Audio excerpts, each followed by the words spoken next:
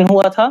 और इस free trade agreement का प्रोविजन ये है कि बेसिकली यहां पर ये 2022 में आपका अस्तित्व में आया था। प्रोविजन ये था कि यहां पर जो आपका यूएई है वो बेसिकली भारत में अनलिमिटेड जो है गोल्ड सिल्वर प्लैटिनम और डायमंड का इंपोर्ट कर सकता है। इतना जो है अनलिमिटेड वो भारत में भेज सकते थे।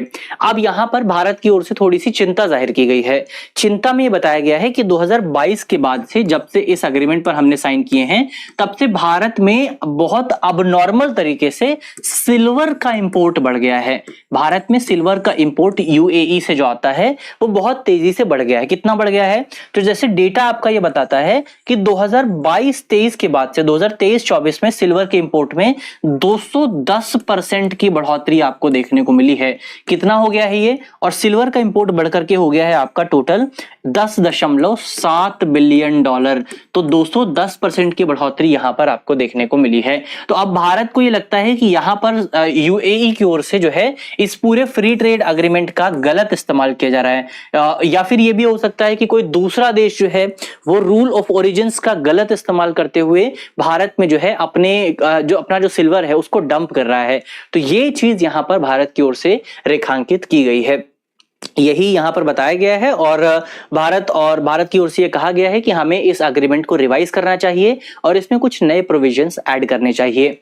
इसके अलावा अगर आप ट्रेड की बात करें, भारत और यूएई के संबंधों की बात करें, तो यूएई जो है वो भारत का थर्ड सबसे बड़ा ट्रेडिंग पार्टनर है। और दोनों देशों के बीच में जो व्यापार होता है उसकी वैल्यू अगर आप देखेंगे तो यहां पर आपकी दी हुई है 2023-24 में भारत और यूएई के बीच में तकरीबन आपका $83.65 बिलियन का व्यापार आपको देखने को मिला था। $83.65 बिलियन का व्यापार जो है आपका भारत और यूएई के बीच में 2024 में देखने को मिला था। तो तीसरा सबसे बड़ा ट्रेडिंग पार्टनर है। तो भारत और यूएई को लेकर के कोई भी सवाल अगर आपके सामने आए तो उस सवाल में आपको ये पॉइंट जरूर लिखना है कि यूएई जो है वो भारत का तीसरा सबसे बड़ा पार्टनर है। या फिर अगर सवाल आता है कि अरब कंट्रीज के साथ भारत के रिलेशन किस तरह के हैं, तो वहां पर भी आप इस पॉइंट को लिख सकते हैं, क्योंकि यूएई भी एक अरेबियन कंट्री है, अरब कंट्री है। तो वहां पर आप इस पॉइंट को लिख सकते हैं कि यूएई जो है वो भारत का तीसरा सबसे बड़ा पार्टनर है और टोटल व्यापार है $83 बिलियन के आसपास। तो ये हमारा एक पॉइंट हुआ जिस पर हमने बात की।